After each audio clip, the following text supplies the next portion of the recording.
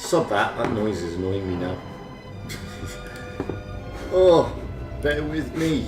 Let me turn the sound off. There we go. Add on royalty 3 and it goes weird. Let me stick everything else on. Like, there we go. Oof. What's happening in VC? I don't know. What's happening in VC? I'm in VC. I don't know if anybody else is in VC yet. Joe's in VC. Right. This is Coffee Chat. But before we kick off, I've got to do the giveaway. So, let's have a look at many people on. Oh, I didn't do the chat. Oh, hang on, Y2 chat. Hang on. Oh, so many things I forget. So many things. I keep forgetting everything. There we go. Hopefully now. No. Where's the chat room? There's the chat room. There it is.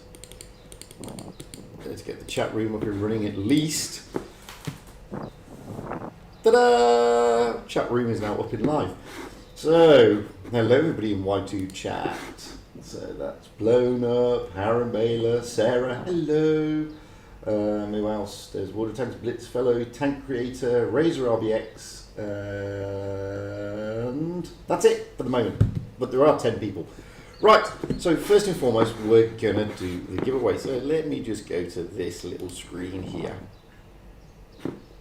There it is. Oh, dearie me.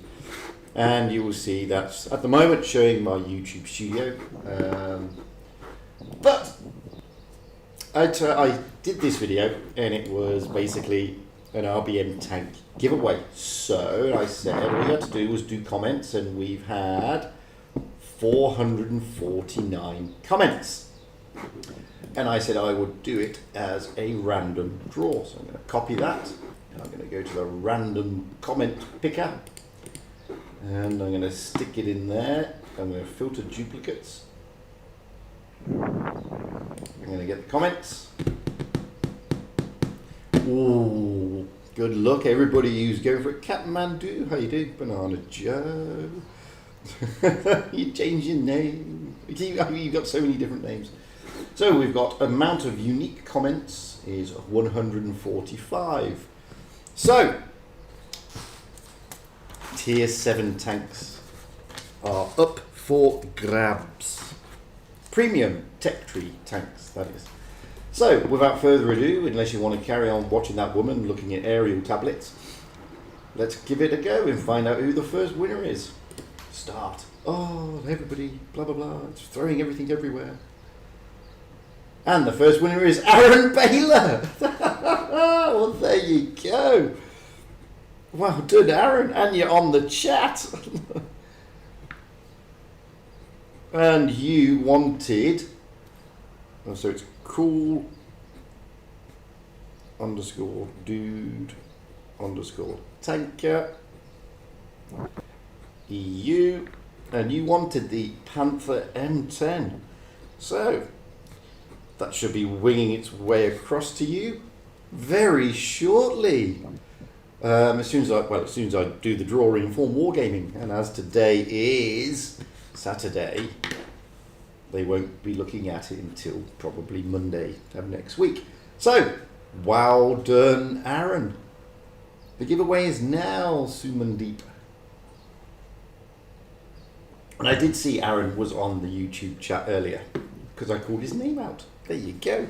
I'm gonna have a cigarette. That's exciting. I've never had somebody who just called name out who then goes on to win. So, congratulations, Aaron. You're the first winner so far. Hi Layla, bye Layla. Have a good day yourself, and you too stay safe considering your job. Alright, so let's move to the next one. Who's the second winner? Let's pick another winner. There we go. Start. And it whizzes them all around. Ba, ba, ba, ba. Ooh. It's John Dick. But you didn't... oh, right. So it's... What is it? Safe in Demeanor EU. Let's have a look. I've got to try and find that. It's another Panther M10, isn't it? Yeah. So I've got to work out that name. So it's Safe Fid in Safed in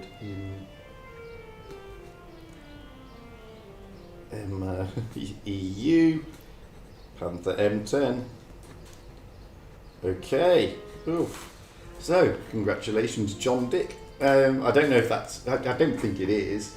Let's just find out. But I don't think it is somebody who's mucking around. But I'll let you know now. So it's. No, he's definitely there on the EU server. Doesn't have a clan. Nice win rate though. Well done for you, John. Well done. Right. And we're going to pick one more. Oof, oof, oof. Okay. Ah, there's Aaron. Well done, Aaron. So, 2 down, 1 to go. So far, it's only picked the ones who want M10s. Let's go again. Last one. Let's see. Will the third one be the M10? Who's Lady Luck going to... Oh. Dork Slayer wanted the SU. This is winner. I can't. What is that? Static kills you. Okay. Dark Slayer, I believe. Who's that? Dork Slayer. I have to check that up. Dork Slayer, maybe. In the EU. And he wanted the SU 122. Ooh. Let's find out. Imagine it. Fugit, could you imagine if everyone won the M10? Dork Slayer of the clan Broo. Broo. Well done. Don't know who they are. They look either Ukrainian or Russian. Again, a new player. I don't know if he's on a re-roll, but he's a newish player. He's only done 517 battles. So congratulations, Dork Slayer. So there he is. That's in there. So I only had 3 to give away, guys. I'm sorry, but there will be other giveaways. Maybe not sponsored by Wargaming, but there will be other giveaways. We will see. So with that, thank you for everybody who took part. Unlucky for those who didn't win, but as I said, there will be more opportunities, and they won't be random draws. So I'll probably do challenges. So wait and see. Oh, so I'm going to close that now. Oof. Yeah, so I'm thinking Yait, but you know, fair play, fair play. He won the tank. That's nice. It is nice. Anyway, let me just, because people have sent me replays, let me get a replay up and running first and foremost. Oh, dearie B. So we got. Let's have a look at this one as we're rolling away. Oh, I got the noise on. Sorry about the noise. I can turn it down. No, I can't turn it down. That's the problem. Let me just come out. We'll play that replay in a minute. The reason being is because I've got to turn the noise off because we're meant to have a coffee chat. So no point having noise on if you're coffee chatting. So let me just sort that out. Yes, you've seen It's a Mastery by Runjikit Pal of the Clan Flock. Let me just... I don't want that. I want that. And I want that off. Now I can go back to replays. And we'll play that. Right then, so before we kick off the coffee chat, because there's a few bits and bobs that we can probably talk about. Just want to... I've just put a note on my own Discord server. And I just want to emphasize that. I'm a pretty laid back guy, to be fair. And a lot of things...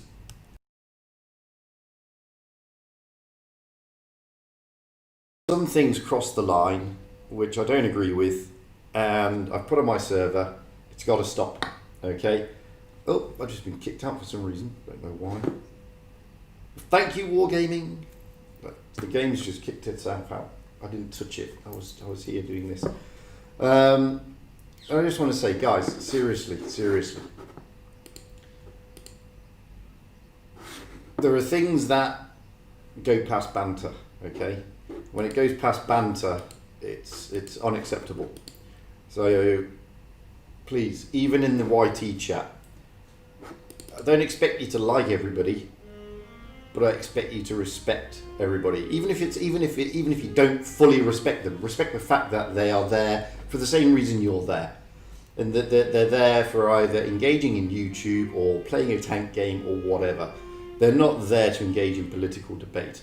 If you find they've overstepped the mark, please, let them know politely. I don't mind people having a debate. I don't mind people having banter, but you've got to respect everyone, and you've got to look at it from the point of view, if I was that person and I received that message, would I find it annoying, offensive, etc., etc.?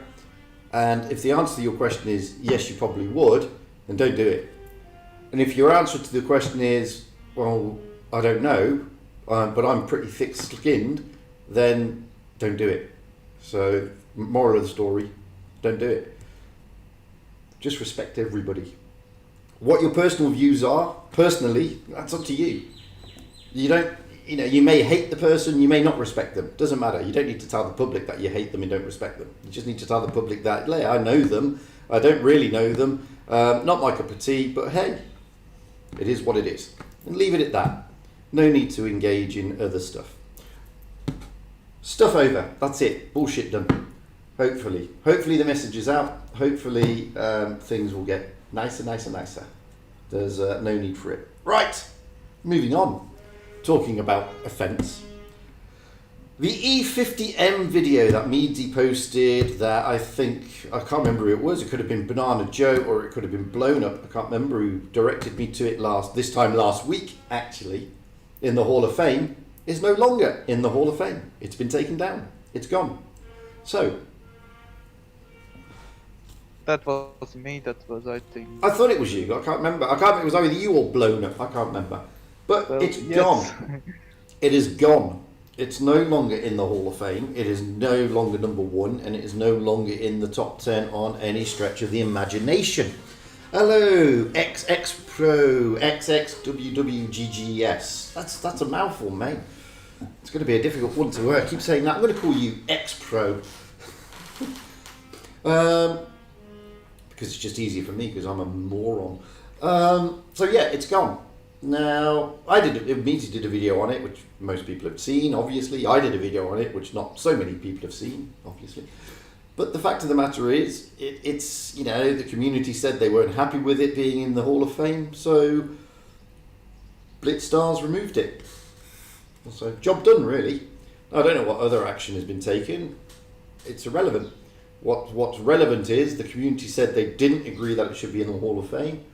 The kind folks, namely people like Sock Robber at Blitz Stars, heard the community and said, no, we agree with you. So it's been removed. So another week without drama, hey? Yeah, right. Well, next week, who knows, maybe we have some. That just seems, it just seems to be the course of part and parcel of the course of Blitz at the moment. Every week seems to have some sort of drama involved somewhere. I think it just goes to show how many crybaby kids are in the community, and then that's pretty much what it shows for the game itself. Well, it is what it is. I mean, there are it's the way it is. There are all sorts. And to be fair, whilst the E50 driver realistically didn't do anything wrong himself per se, as somebody pointed out to me, and that person was the Mighty Noob, the person who was top before that E50 replay played it with a straight bat. And therefore, why should...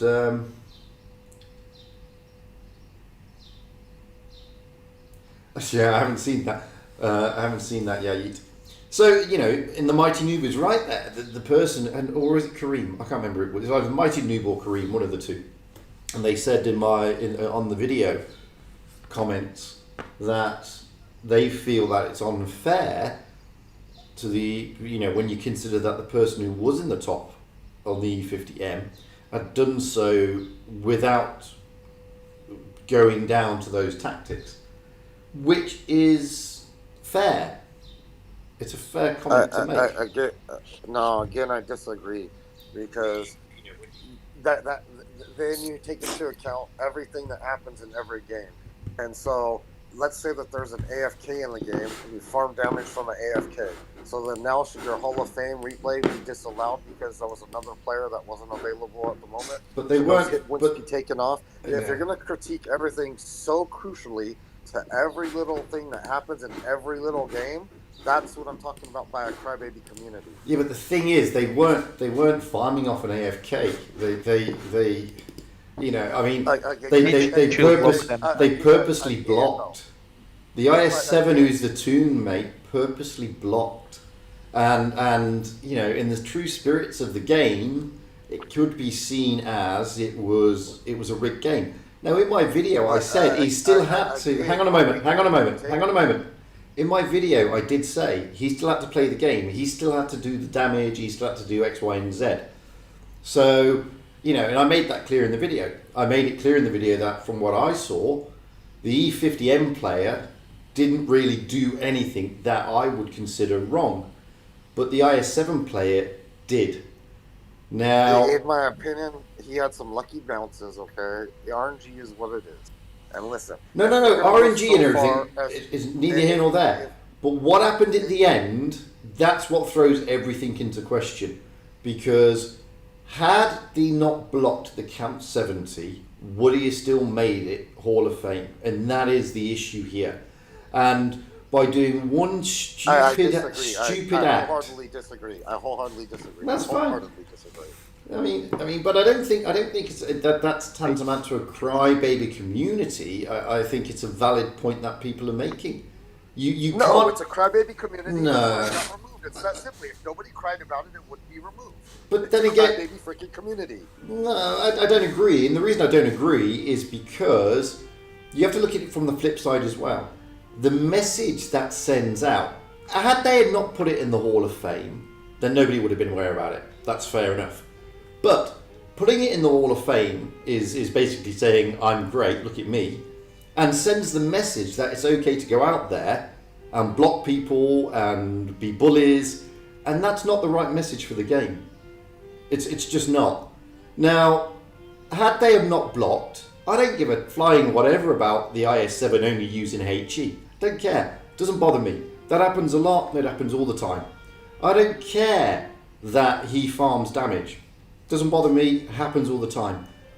When they start to bully and block, and they're pro players, it's a different kettle of fish. Because it's not fair gamesmanship. And it's a game at the end of the day for everybody to be enjoyed at whatever skill level you are at. But who's to say that 70 had a right to go in there and shoot that damage regardless? If you're going to look at it, if you want to look at it from both sides of the coin. Was he given the opportunity? But who's to guarantee that? No, what says when you play the game, all because you're alive, you have a right to shoot the other enemy? Who that's not guaranteed in the game. No, but he's got a right not to be obstructed by a member of his own team, purposefully and with intent. That's the difference. It wasn't done by mistake. It wasn't done by... Hang on. It wasn't done by a new player who has no idea how to drive a tank. It wasn't done by any of that. It was done by a pro player who knows better, with purpose and with intent, to block and bully another player. That, under any stretch of the imagination, is a breach of the game rules 4 times. 4 times. But do you see how we quickly switched over to semantics, and we're talking about the blocking issue now, and not the fact that the E50 did X damage. Do you see how we switched over? The E50 basically got 1,000 extra damage by the IS7 blocking, and him blocking the T62 at the beginning of the fucking battle. They were a tune. If they weren't a tune, I'd agree with you. I would agree with you that it would be purposely unfair to remove the E50 from the Hall of Fame if they were not in a tune.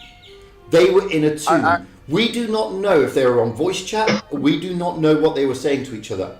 They were in a tune. I can guarantee you they were in a voice chat. Therefore, his tune mate has it's guilt by association. I'm afraid it's if you stand there and watch your friend beat somebody up in a bar and you do nothing to prevent it, you are equally guilty of beating somebody up in a bar. That's just the way it works. That's a bad analogy. I wholeheartedly disagree with that. It's a law. That's It's called a law. It's a law. It's a law across the world. It's called aiding and abetting. It's not a law in the United States. Yes, it is. If you have religious reasons for not intervening or whatever the case may be, there's all kinds of variables. Oh, Let's not get whoa. The deal. Mate, no, I don't know what's rattled your cage. Mate, I don't know what's rattled your cage over the last couple of days. Excuse me. Not removed because people cried about it. Excuse me. I don't know what's rattled your cage over the last couple of days, but coming on and getting anti and angry and spoiling for an argument is not acceptable, chap. I like you I like you, mate. I've known you for a while now, as in on this, but you're spoiling for a fight, and I don't know why. I don't know why. I'm just bringing up the simple fact of how it got removed. You said it got removed because people complained about it, and that's what I'm. People did complain, and it wasn't one or two, mate. It was a lot of people. That's the problem. I think that's the problem. When people cry about things and they do this and boo-hoo, I wasn't there. It wasn't my replay, and da-da-da-da-da. That's the problem. That's the problem. People cry and get things done for no reason in this freaking game, and that everybody is so crying and look at the chat bands and look at whatever. I'm so sick of all the crybaby kids, and that's why I called it a crybaby community. Because the simple fact, people cried about it, and that's why it got removed. They cried about it because let me change I've got to change my battery on my headphones. You guys carry on talking. I'm not going to be able to hear you for a minute. They cried about it your point. purely for the fact that it was, no matter how many ways you cut it, they were in a tune, and unfortunately, his tune mate, regardless if you agree or not, acted disgracefully. Disgracefully. He did not play within the spirit of A, the rules of the game, or B, in the spirit of the game. Simple fact. You don't purposely go around blocking people, regardless if it's to farm damage or whatever. You don't do it. In the message, you cannot send that message out. And I appreciate that the Hall of Fame chap, bless him, has been penalised for it, but unfortunately they were in a tune. And because they were in a tune, that's what happened. It's normal. Fugit, do you want a Ruby, replay? hello. Do you want a replay of Ruby over here always asking, do you want replay? Just send it for fuck's sake. Just send it, mate. We're now going to watch Kareem. So anyway, that's what's happened. You know, I did a video on it. My comments on the video are clear and unambiguous. I said I don't think that the E50 player did anything wrong. I do think the IS7 player was a bit of a muppet, and I do believe that both action has been taken against both of them, which is fair. The E50M did something wrong, all right. Now, Against the Blitz T62. Stars. Now, Blitz Stars is independent of wargaming. It's something created by some super boffins. One of whom is Sock Robber, and they're independent. But everybody goes there because it's quite a good program. It's not the only one that does it though, but there's quite a couple. And a lot of people use it for whatever. And it just appears that a lot of people have said that it shouldn't be in the Hall of Fame. So Sock Robber, independently, regardless of what wargaming may say, I don't know if it was Sock Robber, it could have been anybody else, removed it from the Hall of Fame. Now, I'm not saying that's because, if you get a lot of people complaining, then it's going to happen. Unfortunately, it is going to happen. It's just the way it is. Now, I'm not saying it's right. I'm not saying it's wrong. I'm just saying that's what's happened. Anyway, what a house has been going on. Pantu's been very quiet. I've noticed, which is no. Thankfully. Pans The has been replay in Pantu's the been E3. great. Say again. Fugit. Yes. The replay in the E3 Hall of Fame 10.6 by Ernest. I haven't seen that. I like Ernest. Ernest is funny. What's he done? What's Ernest done now? If you see that replay, you will think differently. Oh, well, I'll tell you what. Let's have a look at the replay. No, the thing is, there were basically two guys on his team, and one of them was a mouse, and the whole game he didn't shoot anyone. And when you check his account on Blitz Stars and stuff, that What was he account, in? a mouse, What tank? a mouse. No, he what was tank? playing E5. E3. E3. The mouse was basically blocking and not shooting. And when you checked the Blitz Stars of that mouse player, he had everything super unicum, W8 and stuff. But in the mouse, he has like 150 games of 300 W8. I can't see any. Ernest on E3. Surprise, surprise! APA cheating.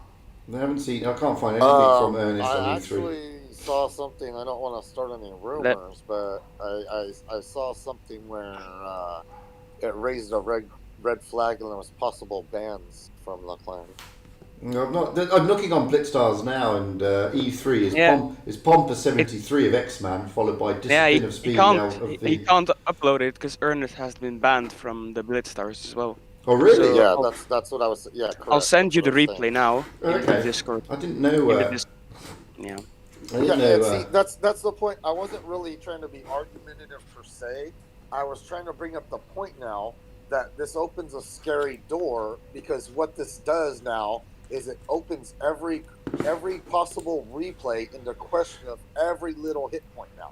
Do you understand where I'm going with this? Yeah, but that's now, why they're every- allowed. That's why you're meant to put the replays up on Blitz Stars for Hall of Fame. And I get where you're coming from. No, I do get where you're coming from. And this is why I drew the analogy in my video to say, you know, is it any different to you being on your 6th kill and on for your Raz and telling everybody, let me get the Raz? Is it any different? No, not really. But the difference being, in the case of the E50M, as I said, he did nothing wrong in my opinion. But what the IS-7 should have done, instead of blocking the Camp 70, he should have just said, dude, hold, let him get the damage. And then everything would have been fine, I would have thought.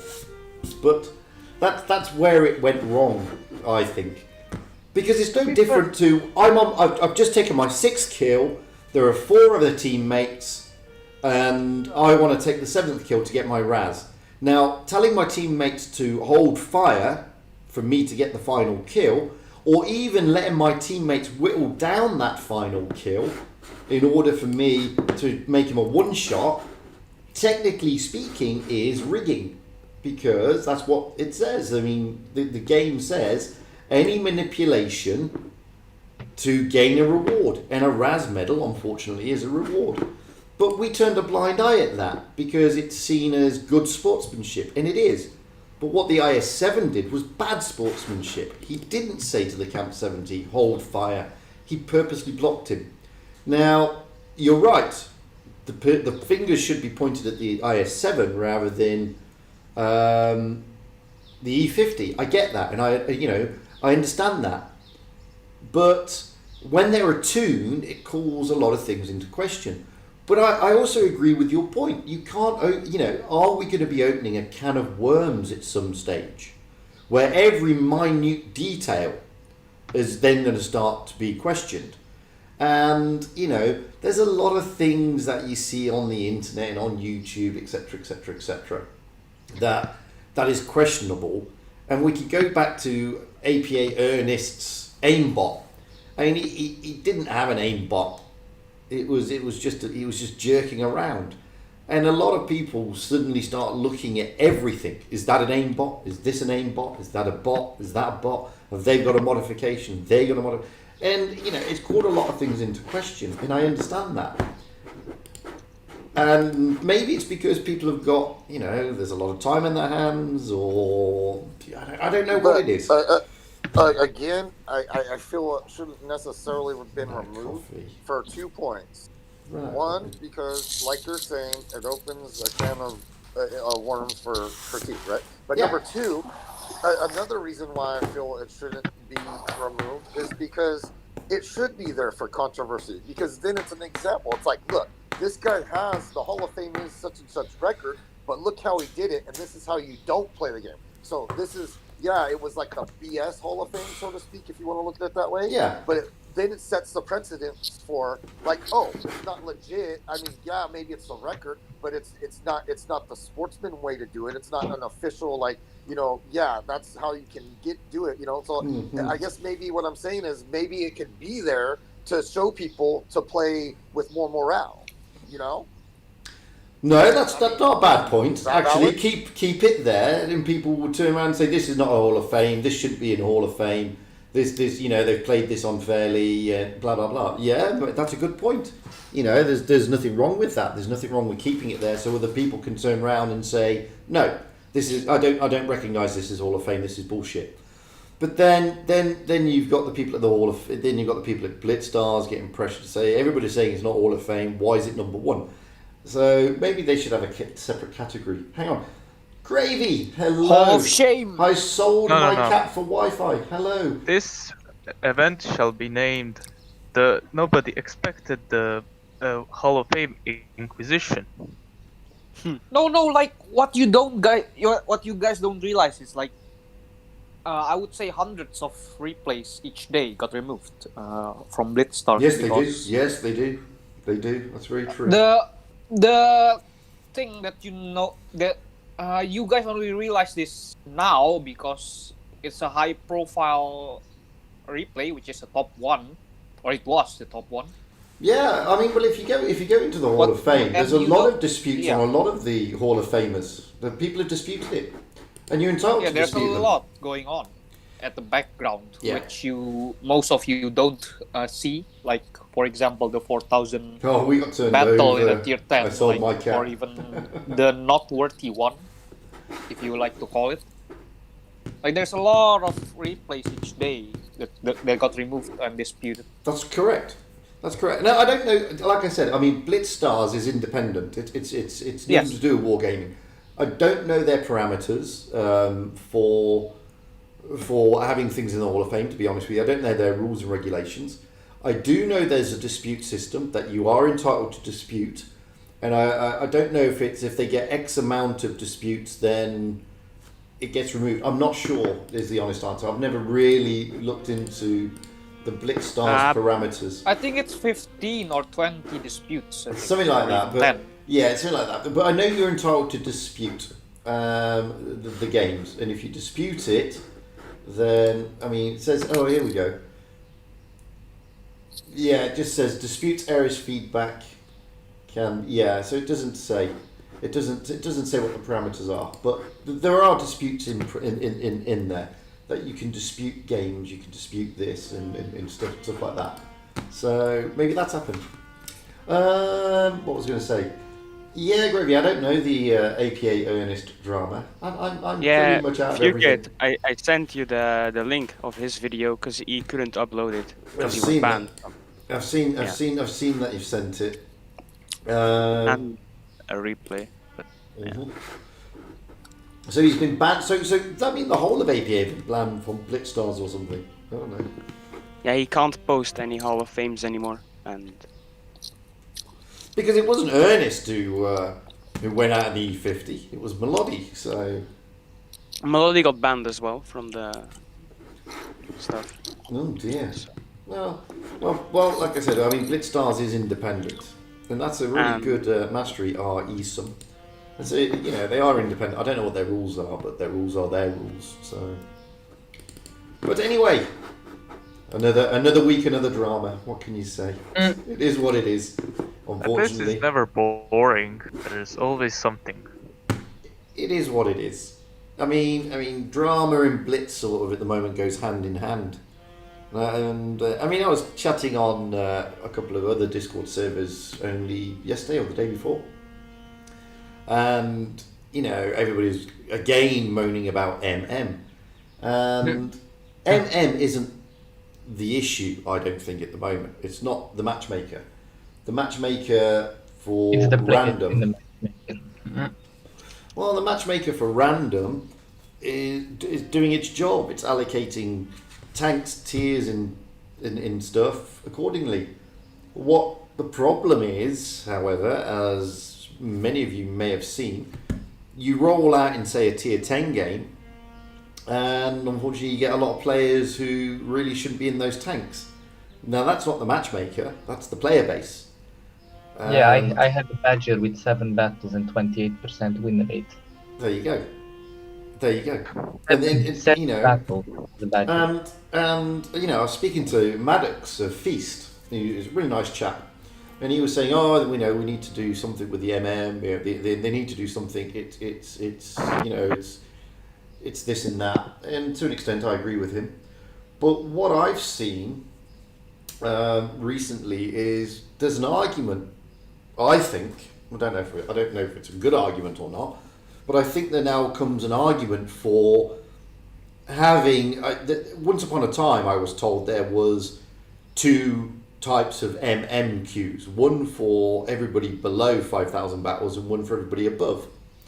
And I think maybe now the time has come that wargaming should look at introducing something like that, period. So you get rid of the... like 20,000 almost battles. Well, what I was going to say was you get rid of the bots in the for your first 100 battles, because that's inflating your win rate. You get rid of the bots and you ring fence everybody with less than 1,000 battles, and those with less than 1,000 battles, they can play whatever tank they like, be it a tier 8 premium or a tier 10 premium, but they're only going to face people with less than 1,000 battles. Oh, but you're gonna see so many Smurfs if you do that. No, because you, with your 15,000 battles, will never see them. No, a Smurf account, a new account to Smurf, to troll and shit. You'll get that anyway. Rerolls. We get re-rolls anyway, regardless of what you do. There are re-rolls upon re-rolls. I know people who have re-rolled on their re-roll. That If you do what you say, then you're just gonna get people who are like 60% who are just gonna get into that queue, and they know it's only gonna be people with max 1,000 battles or whatever. They will be absolutely dominating, and people will be like, "This game sucks. I don't want to play it anymore." Okay, Well, so that's the first side of the coin. Now let's flip that coin and look at the other end of the stick. So, I'm a new player. This was Wargaming's argument in 5.5, and I'm all for everybody being treated with the same level playing field, by the way, regardless of who you are. So I'm a new player, I've just joined the game, and I'm told for my first 100 battles I'm going to face bots. And they don't know this, but this is how Wargaming addressed it. For the first 100 battles I'm going to play bots, and it's going to go down. So my first 10 battles is just going to be me and a load of bots probably, and as I go up to my 100 it tails off. And then, up to my first 500 battles, apparently, I play people who are equal battle count to me. That's what it was sold as. Now, that's great. I'm a new player. I'm not going to meet seal clubbers as such. I don't know if they're re-rolls. I don't care. I'm a new player. I'm protected. Okay, brilliant. Now I'm a veteran player with 30,000 battles. Why don't the rules apply equally to me? Why does my game get ruined by Muppets who have 300 battles who've just bought a Badger, who know not what they're doing? Why should my game be ruined? They're ring fenced down there to learn the game, to be protected in the first part of the game. Why can't I be protected up here? Why does my game have to be ruined? That's not fair. That's not a level playing field, and that's not equal. That's just not fair. In what that then does is piss the players off in the upper tiers, who rightly so deserve to be in the upper tiers. A lot of them, they've done 20-odd thousand battles, they've grinded the tanks, etc., etc. Why should their game be ruined by somebody who's bought the Badger with only 200 battles? It's not fair, is my argument. Now I get the point where you're saying about seal clubbers. I get that. So I thought about that. Before you start getting to your tier 5, you don't have a win rate. you're given what used to be in the garage, which was like a rating. It's not rating as in Diamond League or Gold League or whatever. It was a rating telling you effectively how good you are at the game. Wasn't a win rate. Bring that back. Remove win rate for anybody playing a tier 1 to tier 4 tank. Remove it. Hi, Fugit. Hi. To be fair, Also, I think just playing against bots is like not that good because your first few hundred battles are so crucial for your gameplay, Yeah, initial gameplay. correct. And if learning to play against bots is literally drive around them and shoot and auto aim on them. Yeah. So I mean- it completely affects your first learning curve of the game, Yeah. and it's like so negative for it. Absolutely. But it's not just that. I mean, Yeah, When of I- course, when- it's not when I- that, when but I that's first- one of the many factors, you know. I've got an Asian account, which is effectively a reroll, to be honest with you. Oh. But I do it for streaming purposes, not because I want to stat paddle. Now, the thing is, I'm at 400 and something, but in fact, I'll tell you what I'm at. I'll tell you exactly what I'm at. I'm at, where is it?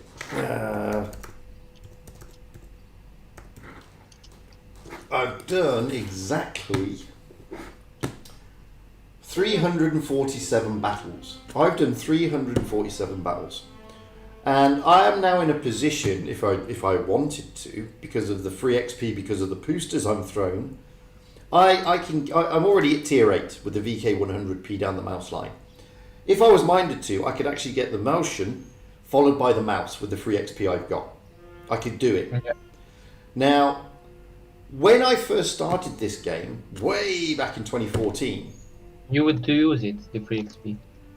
well, firstly, I was in no position to be even close to getting the mouse after 300 games. Nowhere near close. I mean, the grind was a lot it harder has back then. accelerated so much. Yeah. And now it's accelerated to the point where I'm going to have less than 500 battles and I'm going to be able to get a mouse. That's not right. It's just not right. Yeah, it isn't, but it's keeping players in the game because grinding is boring, and boring means I don't want to play. I get that, I understand that, and I'm all for keeping players in the game. But I get back to my argument about where's the level playing field? Why is it that new players get ring fenced but veteran players don't? How is that fair? Well, Now, I also think. well, hang on, let me just finish this one point. Now, when I first started, and up until recently, and when I say recently, I mean the debacle of 5.5, which is never going to be reversed, the amount of 7-0 games, either one way or the other, That's doubled. has tripled. I mean, it's unbelievable how many whitewash games there are now. And that's not because the tanks are shit, it's not because the game is shit, it's because the MM is struggling now because we've got players who have bought their way to the top and they are completely clueless in those upper tiers. And that's not fun. It's not fun if you're on the winning team, smacking somebody 7-0, and it's not fun if you're on the losing team, smacking somebody, losing 7-0. And it increases the toxicity levels because you get the veteran players calling everybody noobs, go back to tier 1, blah, blah, blah, blah, blah. It increases the abuse. It increases all that. It increases the frustration. And more importantly, yes, you may be retaining new players, but you're going to be losing mid to veteran players. They will go. Because they will find the game is no fun anymore. Because playing where you're losing 7-0 all the time because of really piss poor team play is not fun. That's not fun. Never has been. The game is to be enjoyed, not to be frustrated, not to throw iPads at windows and shout at everybody. And that's what's happening. And Does this anyone do that? Sir? No, but you never know.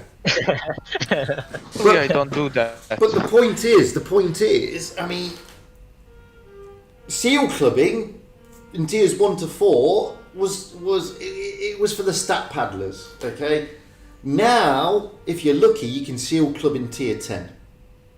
Well, Seal Club in tier 10? What? Yeah. Of course you can. That's legit strategy. Of course you can. I think though another problem to that though is it was brought to my attention. I think by Kareem or somebody that in different servers there's other types of issues which are very severe, and so the problem is though I see if you implement a tier system like that, correct? Right, like you're saying, X number of players should only X number of battle players should only be mixed up with X number of battle players. Okay, well then in turn, what is that going to do to queue times? Do you see my point? Like, so okay, that's fair enough that Takes time. some kind of fair gameplay, some kind of similar matchmaking or whatever, right? And I'm all for that. Okay, so I'm not opposed to any points that are being brought up here. I understand them all, and they are all very valid.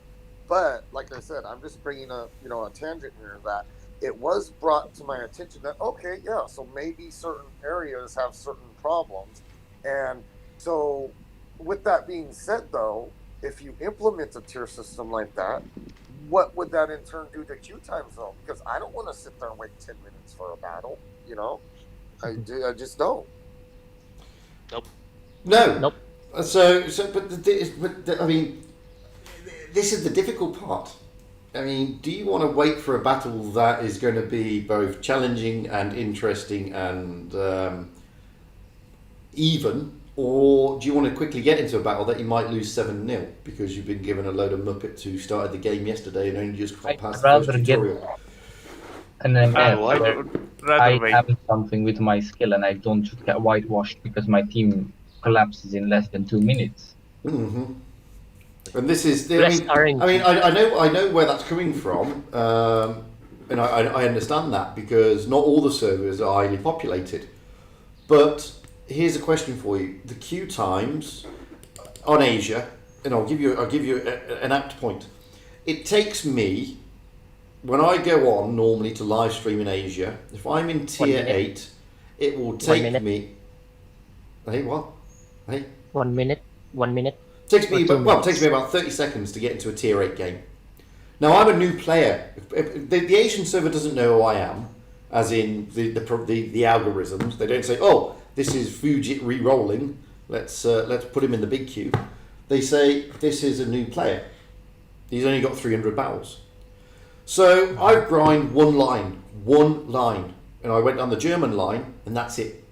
So the other day, I said on the stream, right, I'm now going to do the American line and the Russian line. And you know how long it was taking me to get into a tier 1? Don't forget, I'm a new player. Do you know how long it was taking me to get into a tier 1, tier 2, tier 3? In fact, I couldn't get into a tier 1, a tier 2, a tier 3, or a tier 4 battle for anything less than 5 minutes. Yep. Now, there are new players on that server. I'm not the only new player, because I've seen them in tier 8. So I free XP'd tier 1, tier 2, tier 3 and tier 4 on the Russian and the American lines because I had enough XP to do it, and if you have a look, they're so cheap you can do that nowadays. So I did that. And then I went into tier 5 and guess what? Boom, straight in. 30 seconds waiting time. Now that to me says there's a problem. Because people are no longer learning the tanks, they're no longer learning the game, and we've got a disconnect now. Now, it's a game, and like all games on the planet, video games that is, you only get to face the big boss when you've gone through X amount of levels, and the chances are you're going to die a lot before you get to the big boss if your skill's not that good. Why is it then that in this game it's made it easier to get to the big boss? Now, somebody on YouTube, Mediocre Joker, has said, Wargaming don't give a toss, it's the money. I get that. But they're in danger of losing money because people will leave eventually. The game will grow stale. People are already getting annoyed and frustrated with the MM, and it's not the MM that's to blame. It's the amount of players who are coming into the upper tiers who are not experienced or skillful enough to be in the upper tiers. Now, it's not their fault, not blaming them. They are now given the opportunity to get to those tiers. And you have to put it this way, it's like, say you're a kid, you're a 4-year-old, 5-year-old kid, and you say, Mom, I want to be a sprinter. And they say, great. And then they come to you 3 minutes later and say, but I want to go to the Olympics next year, let me. You're not skillful enough to go to the Olympics. You've got to train, you've got to understand the methodology of sprinting, you've got to do all this sort of stuff. No, I want to go to if I don't go to the Olympics, I'm giving up sprinting. That's what happened in wargaming, that's what happened in Blitz. I want a tier 10 Death Star. Yeah, but you're not experienced enough. No, if I don't get the Death Star tomorrow morning, I'm not playing. I mean, come on. Yeah, but I think that brings up the point of attrition, man. And, you know, I hate to say it, but I've seen other games and they're following down the same path. And what it is they really don't care. They by that point, because what it is they've made their cash grab. You know, they've sold their tier 10, tier 8 crate, whatever it may be. The player might have invested into some gold boosters or free XP or whatever, and they get burned out on the game and then they leave. Or players that have been playing for 5 years, and then at one point they just say, you know what, I've spent enough and I'm done, I'm over it, I'm never playing the game again. And so what it is they've made their money off that player by that time, and then it just brings in the door for new players to buy that tier 8 crate and tier 10 crate, and it just is simple attrition. Or maybe it could be that the matchmaking is frustrating all these people, but they're so frustrated and they're thinking, shop tanks must be good. Then they're gonna buy these tanks, and then and then a newbie is coming in the matchmakings, and then everything is ruined because these people don't want to play with it because it's bad. And then they think shop tanks are pretty good. Some of them are good, some of them are okay, some of them are pretty bad. Absolutely, and people do think that. And then they're thinking, okay, these tanks are good, I'm gonna buy one of them. And you must think this is a player which is on a tier 5 area or whatever, so so they don't have experience with maps, with tanks, etc. No, that's the thing, yeah. And then it's like Betcher is an offer for 20k gold, and then a newbie thinks, okay, oh, that's a tier 10, then I can buy this tank, I'm making a little bit money, and then I can play normally. But no, it's not, because there's low tier players which are buying crates or whatever. They don't know what's the playstyle of this huge tier, because these are probably players they don't have experience in the game. And then people who have experience are gonna tell this kids like loser, bot, whatever, etc. like this. And then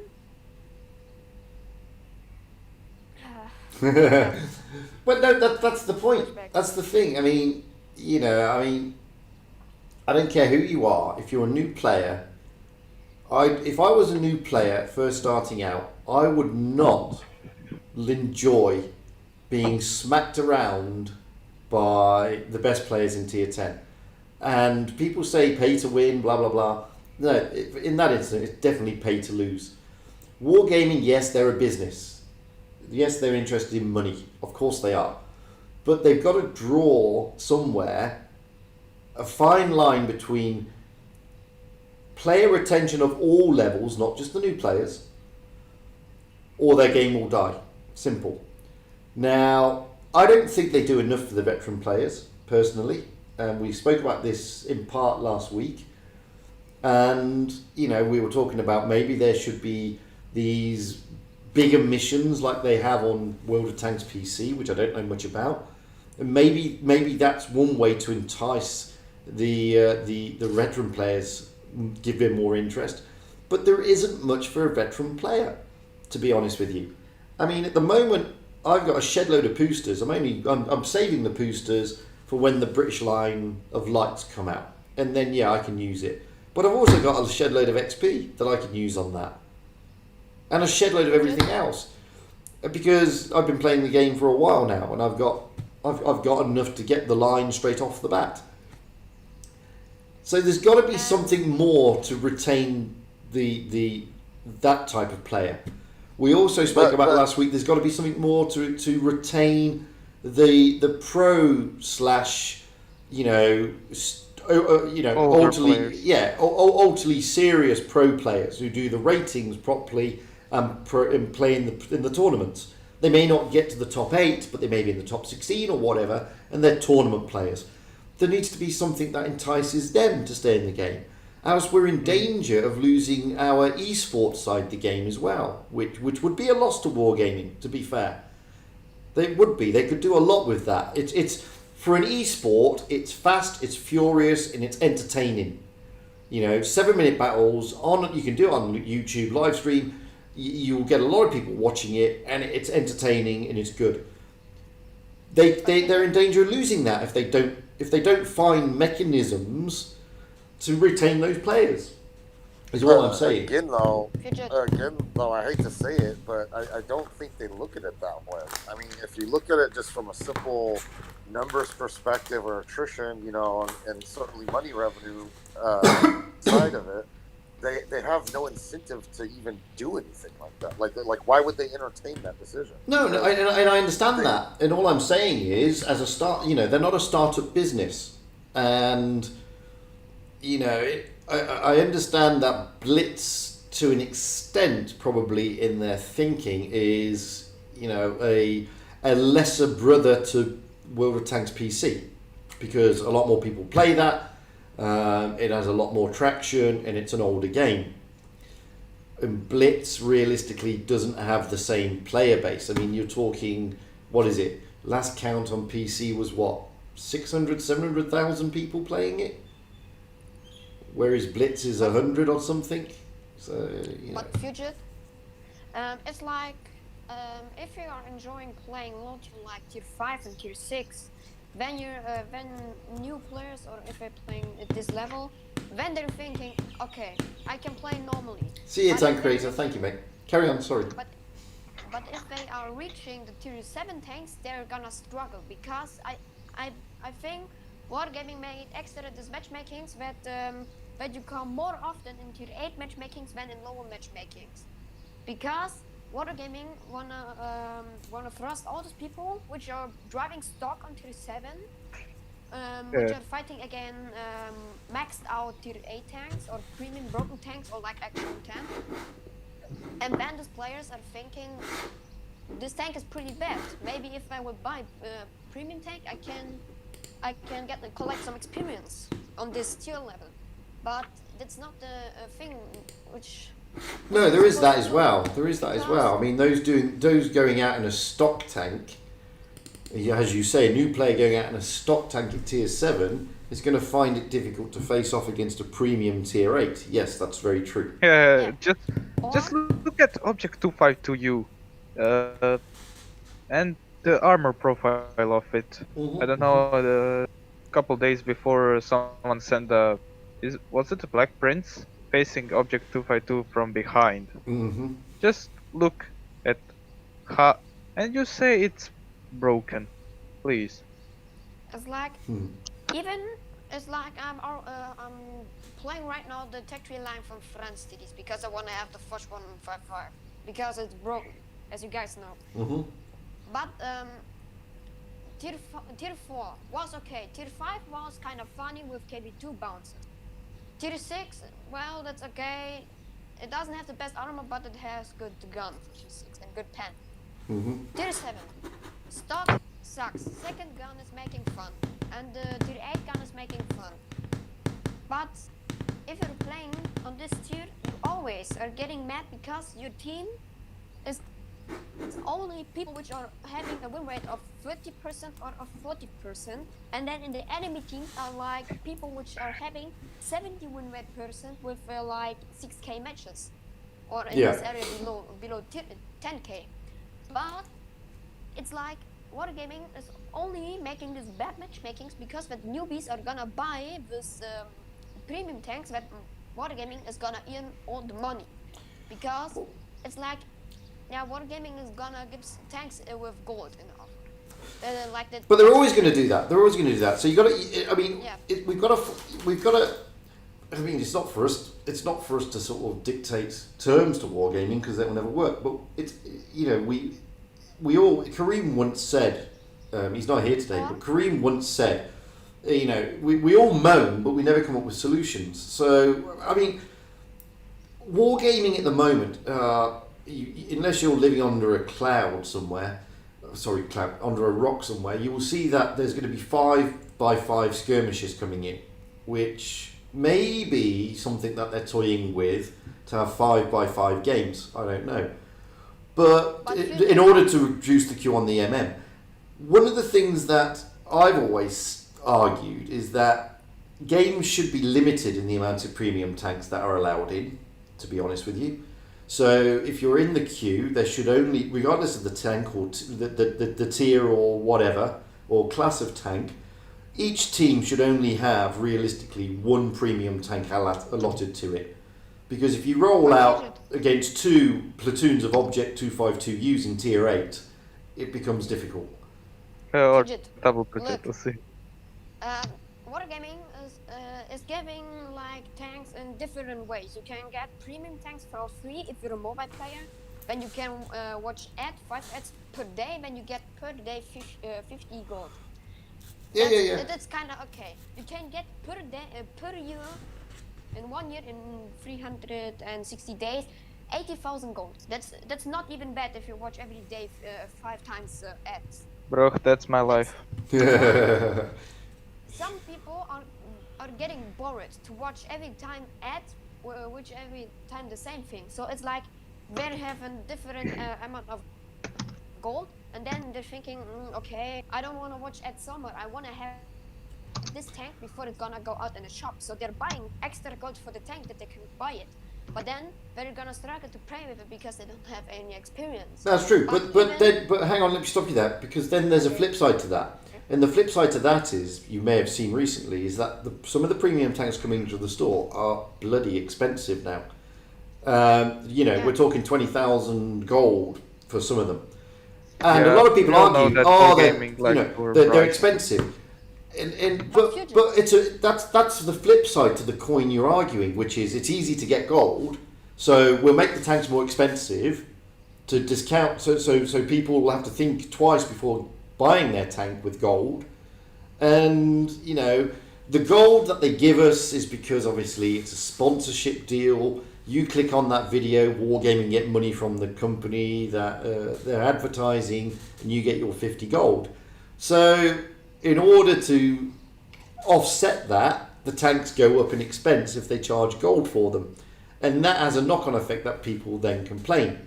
So, it's a catch-22 in that regard.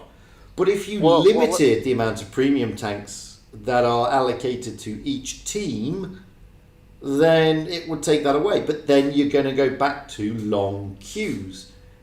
That's the thing. Yeah, let's not sugarcoat anything here. I think they have broken algorithms. I mean, I was in a Scorpion. I was in a match just yesterday. I was in a Scorpion G. I had 3 T-34s on my team. I was in a Scorpion G with 3 T-34s on my team. The enemy team, not one premium tank. Well, that's what I mean. That's what I mean. It's not fair, is what I'm saying. And they do it because at the end of the day, people want shorter queues. And I get that. So the algorithm just doesn't look at premium tanks or anything. They just look at this tier, this type, and they allocate. And what I'm saying is they need to, maybe now is the time for Wargaming to say, look, guys, the MN that we're using, whilst we tinkered with it in 2016, we removed the plus-minus matchmaker, plus and minus 2 matchmaker. We reduced that to plus-minus 1. Maybe now it's time that we look at changing it again and looking at something along the lines of, I don't know what they want to do. They can do anything. You know, but maybe they need to change the MM a little bit, the algorithms in the MM. Not to, you know, I'm not saying they've got to start saying ring fence this and, well, I'm not saying they've got to look at battle count and look at this and look at that.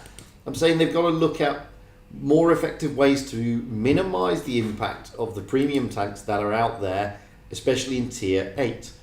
But that brings me back to what I said earlier. And what I said earlier was maybe it's time they introduced something along the lines of 0 to 100 battles, you have 1 queue. 100 to, I don't know, 2,000 battles, you have another queue. 2,000 to 10,000, a third queue. 10,000 plus a fourth queue. That way, if you get your premium tank after 10 battles, you can roll out in your premium tank, regardless of what the tier is. Tier 8, tier 10, it doesn't matter.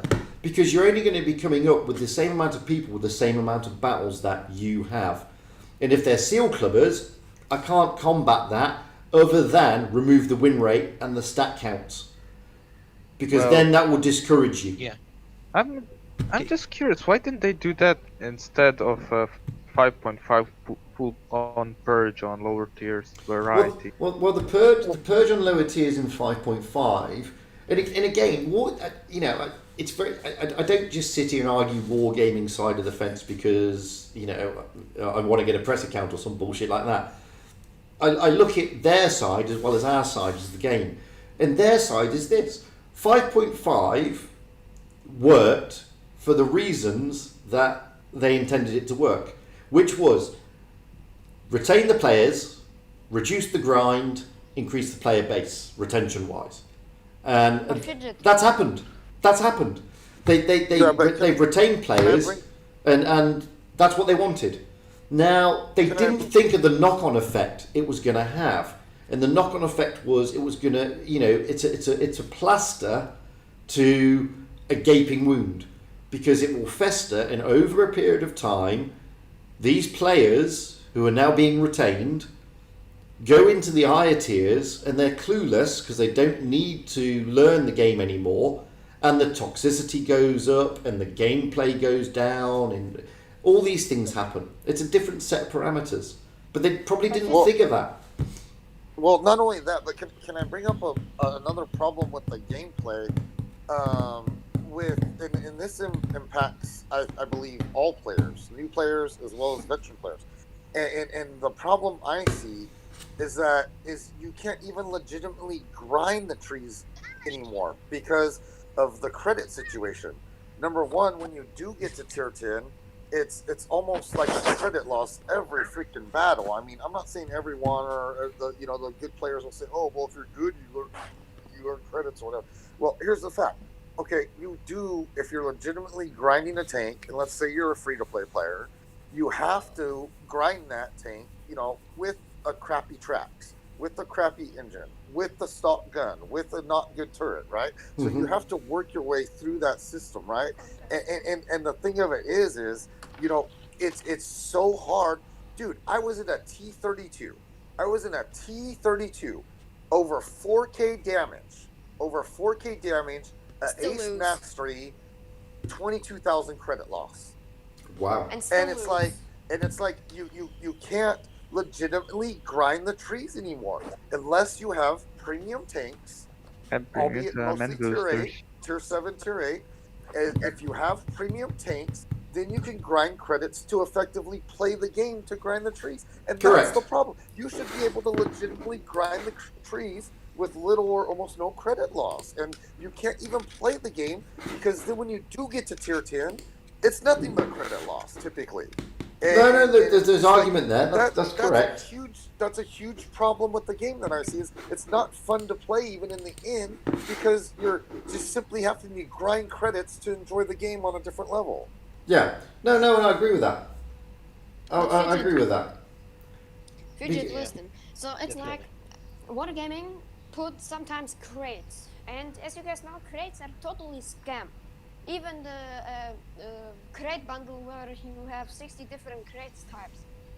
People which are buying these crates the first time are thinking, this crates are having different chances to get the tank. So it's like with every tank, the chance is gonna increase, but it's like not. Yeah, but crates are okay. A couple of things. Firstly, I don't like crates. Okay, I don't like crates, but I understand why companies use them. Okay, they are a good money earner, and they are a click through. They are clickbait. The thing is, and I've always said this in every video I've done where it's a crate tank. Nobody forces you to drop your cash on the crate. Okay, and people should set themselves a limit. It's not gambling, it's clickbait. Two different things. And companies, Wargaming are no exception to this rule. All companies across the world, trust me on this, every company is there to exploit human weakness. That's it. That's the whole reason we have advertising, is just to exploit weakness in human beings. Wargaming is just stupid because, look, for 10 crates, only for 10 VK91P crates, 100 euros. This is totally scam. You get free crates for free. It's you know, Wargaming is a business, so they're doing shit. Because, but still, there are dumbass people that are still buying it, but... That's my point, Amelia. You don't have to buy it. No, and Wargaming are no different to any other company out there, including the likes of your big players like McDonald's. McDonald's is equally a scam. Every company is a scam. They're there to prey on your weakness. So when McDonald's, for example, offer a $1 hamburger, it's there to entice you to spend your dollar. The hamburger doesn't cost them $1. They're making massive money out of it. But that's not their point. And it's the same with Wargaming. They're saying to you, buy this crate, and you may, they don't say you will, you may win a tank. And you may win this VK90. Now, a couple of things. The VK90 is not a broken tank by any stretch of the imagination. Okay? It's Christmas not. event. Yeah, Everyone remembered it. It's not a broken tank. So, but people say, oh, look, it's a tier 10. I can get a tier 10. I can get a VK90, blah, blah, blah. And it's not even a premium. It's a collectible. And they drop their money. And you're right. If they were to look at it sensibly, they would say, well, hang on a minute. This tank is going to cost me, roughly, if I want it, 100 euros. Should I really be spending 100 euros on a pixelated tank? Or should I take my 100 euros and buy premium accounts and some other bits and bobs so I can I can grind my tech trees better? I don't know. Get 1 year of premium account plus Shinobi. Yeah. Yeah, and that's the thing. It's just clickbait. But nobody tells anybody to buy the crates. It's our weakness which is exploited. And it's what they do. It's what all companies do. And if we as people weren't weak, trust me, the advertising industry would not exist. Fugit, if you're looking like on this VK, with $100 you can so many things. It's like you could buy with $100 like. Of course. 37.5k. People are stupid. This is bunch of. Hang on a minute, guys. What's going on in chat? Whole point. With it, the Canavan and the Badger. These are two pretty good tanks. But with $100, you could buy with it. All right, I'll sort out the YouTube chat later because something's going down. People which are having VK crates, you have a chance to get one like. So you can get 13 crates from this offer. So it's like with every crate you're gonna open, the chance is gonna increase by 4%, but it's not. Okay, good. But the thing is, like I said, Wargaming's no different to anybody else. Look at Fortnite. I mean, Fortnite's a con as well, and it makes billions of money. But it's still a con. Every company in the world is like this. And it just so happens that we play this game, and it just so happens that, you know, we look. It's the way you should look at crates. And that's the thing. And this is where it's clickbait. So the way we look at it is, if I buy a crate, I expect a tank. No, that's the wrong way to look at it. It's like when we have events and they say that, you know, there's an event tank you can win. And, 99% of us turn around and say, what a shit event. I'm not going to get the tank unless I grind. No lifer. Hang on, guys. The event is not... Hang on. The event is not to give you a free tank. The event is to give you the opportunity to get a free tank. That's all it is.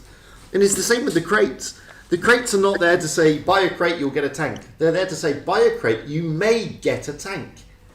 And, I opened crates on live stream the other day on the Asian server. I opened something like, 30, 25 crates or whatever it bloody well was. These bundle of crates for all the tiers. Guess how many tanks I won? None. One. None. Not one. Not a single tank. And I was saying to people on stream, guys, do this at your peril. It's an act of folly. If you think you are going to be getting a smasher or a drac or whatever, think again. The odds are against you massively. Massively. Yeah, but with my luck, you'll get the T22 each time you open. Yeah, you can be lucky. That is true. You can be incredibly lucky and get a tank. But the odds are against you guys. It's between a 2 to a 5% drop chance. And I'll say it until I'm blue in the face.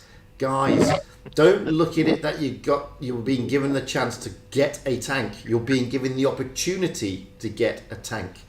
Yeah. Set yourself a limit because you'll be very disappointed. Very disappointed. Yeah, the problem is when you got crates, right? The problem is that we don't have lower tier collected tanks or premium tanks on offer. That's the problem. Yeah. I remember when crates were first introduced, we had lower tier premium tanks. We did win if we didn't get the big dog tanks. Why do they change that? World of Tanks PC still has that, and you get gold compensation if you get the same tank again. Why doesn't Blitz have that? We need better rewards in crates. Keep the crates, but have better rewards. That's all we say. Yeah, no, that's a fair point. Yes, Dustin. Yes. Wargaming is even gonna put sometimes offers in the garage for 1 day. So it's like people if are they getting the offer like it was with the Kampfpanzer 70 cavalry. This one were one time in the garage. Then it's like for people which are having money and they don't know what they should buy. When this offer is coming in the garage shop, no, it's for people for 1 day. And yeah, but they do that all the time, and they do it. You don't understand. You don't understand. They do it to make you play the game. They do it to make you play the game because if you have a 1 day tank pop up and you miss it because you didn't play the game that particular day, the chances are you are going to play the game more. Hey, sticky stick. I didn't see you there. The chances are, I'll see you later, mate. The chances are that you're gonna open the game every day, just in case that pop up does come back.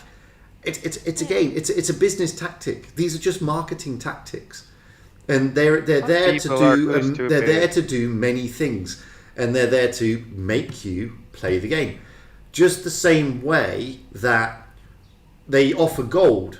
For example, if you're a new player, you will get something pop up. And it will say, for 2,000 gold, you can get 7,000 gold, as long as you log in every day for a month. Now, that's a good deal. You spend your 2,000, you get 5,000 for gratis, basically, in return. But the thing is, you've got to play the game every day. You've got to enter the game every day. Okay. And that's what they call clickbait. It's straightforward. And they do it all the time, mate. Okay, bullshit. I'm in the game. Even those crates you can get for free, it's totally a scam. I only got the 0100Y from the crates and the Zentino. Hang on a minute. I'm just changing my bloody headset again. I'm having battery problems with the headset. From the I don't know why. You do realize you're getting batteries are running out. You're getting stuff for free and you're still complaining. Maybe and don't no, because the missions. Yes, I want from huge containers. Yes, I want more boosters. More. Yeah. So like for the free crates, I don't mind which like anything that I'll get because that's free. They'll give it for free. Yeah. But And it doesn't. don't It didn't forget. cost me anything other than game and then clicking like 2 or 3 buttons. Yeah, I mean, don't misunderstand me. When it comes to wargaming earning money, that's their call. It's their business, and how they earn their money is up to them. And not being funny, I don't think any of us realistically have a right to say they're wrong or they're out of order. We have a right to say, I'm not going to play your game anymore, and I'm not going to buy your tank, and I'm not going to spend my money on your crate. But we don't have a right to turn around and bitch and whinge because we spend money on the crate and we don't win anything. We have a choice. And so I'm not going to criticise their business tactics in that respect. What I am going to criticise, and what I'm always going to criticise, is the way that then it affects the game overall. So, for example, yes, 5.5 and the missile tanks are part and parcel of this, by the way. So 5.5 was there to do, the main thing it was there to do was to retain players. And in that respect, it has been a great success for wargaming. So as far as they're concerned, they see nothing wrong. Player retention is remained. Missile tanks. Everybody hates them, but everybody's playing them. So again, wargaming say, well, everybody's playing them, so how can everybody hate them? It's a yin and yang. It cannot be that contradictory.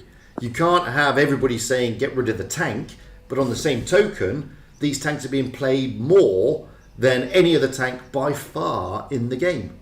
Fugit, you know that saying, if you can't beat them, join them? Yeah. Yeah, that happened in this case. Yeah. So from, you have to appreciate, from their business perspective, their numbers and their data show something completely different to what we think.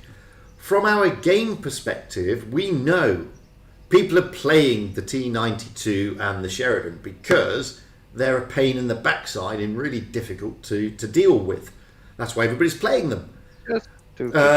Which is why they're now nerfing them. Now, everybody also knows that if you get a premium tank, you get more credits if you play that tank, etc., etc. So everybody's going to buy a premium tank.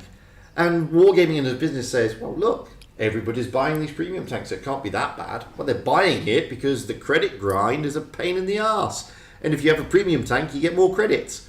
And it's all swings and roundabouts.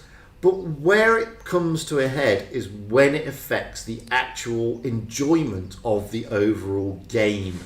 And that's what we realistically, as the players, can moan about. We can't moan about their business plan or even their business ethics. We may not like it, but that's nothing to do with us. We can moan about the way it impacts on the game. And if at the moment the new players are rushing the tiers and they're removing to an extent the enjoyment in the upper tiers. And when I say upper tiers, I'm not just talking tier 10, I'm talking tier 6 and above, really. And that's a problem. It then mirrors itself in ratings, and everybody moans about ratings. Oh, ratings is crap, and ratings is this, and it's difficult, and it's blah, blah, blah. It's the same problem. And the problem comes down to the simple fact that there is something wrong in the matchmaking system now. It's not the MM as such, it's the overall system. And maybe now it's time for Wargaming to consider tinkering with that to make it more of a level playing field. That's all I'm saying. And if they did that, then maybe the toxicity would go down. I mean, just in that replay you've got there, everybody's whinging about the E100. Now, so Jan won in the Progetto, 21,000 battles, 72% win rate. He's a good player. He played the Progetto really well. Now let's have a look at the E100. This is not naming and shaming. You know, he's entitled to play that tank. We don't know that guy's circumstances. He may be just enjoying the game. He may be disabled. We don't know. So it's not right to say he shouldn't be in an E100. And it's not right to call him a noob and all that sort of stuff. And some of these players are good players. They've got good win rates. That's not good. They've got good battle counts. But here we've got one here, look. 6,000 battles in an E100. He is not ready for that tank. He's just not ready for that tank. And that's the point. Listen, do you think that this being the case, they might possibly have a huge attrition problem all at once? I mean, let me use myself for example, right? I'm nobody special. I've just been playing the game for a couple of years. I have roughly 50,000 battles.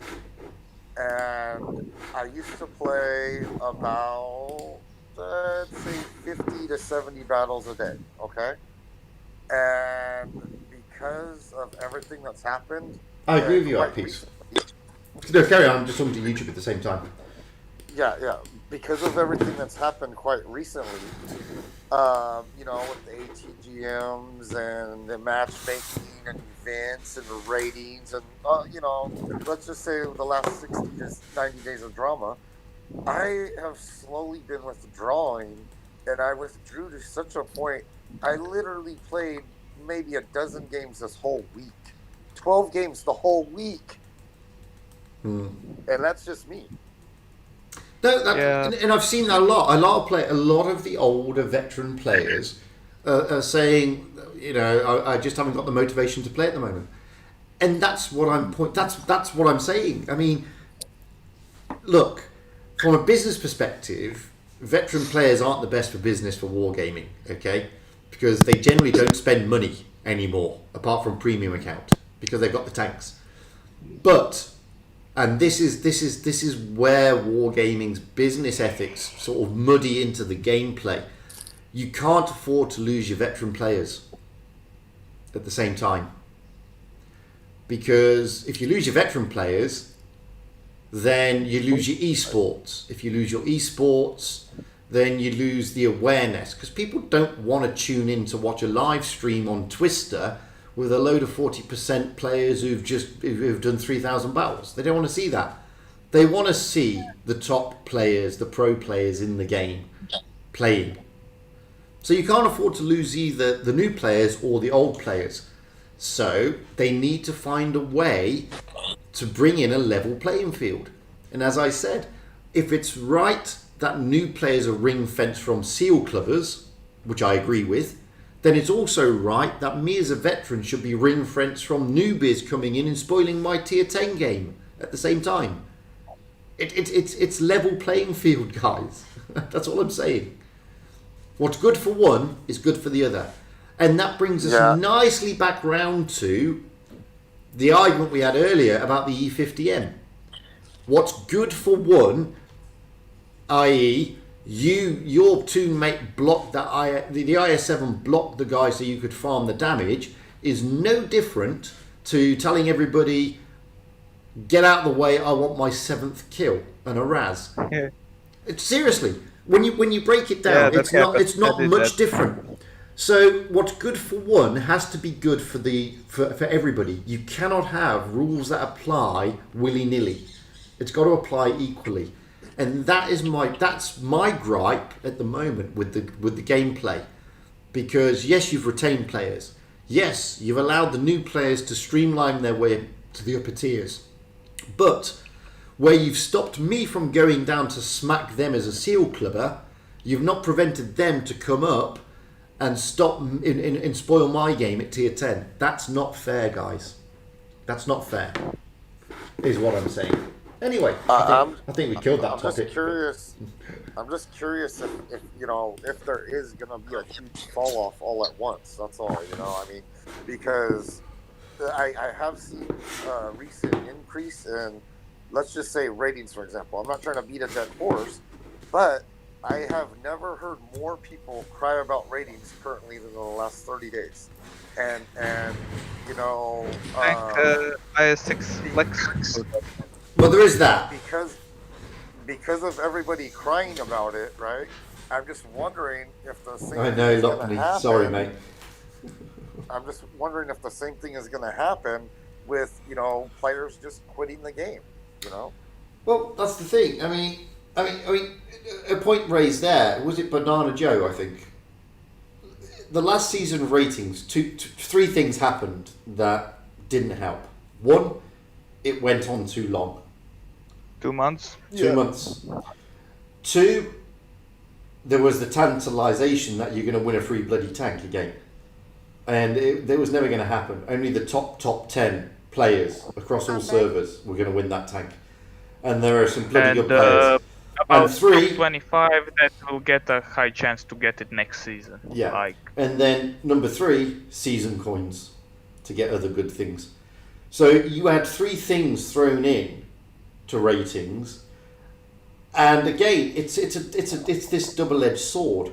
Wargaming are doing exactly the right thing with ratings. They're trying to raise the awareness to get people to play it, because the more people who play it, the more that the ratings MN will start to do what it's meant to do, which is skill based. Because when you don't have many people playing it, the MM struggles. But on the same token, so what they're doing to promote ratings is completely correct as far as I can see. Problem is, it flooded ratings last month, and it was a nightmare for a lot of people.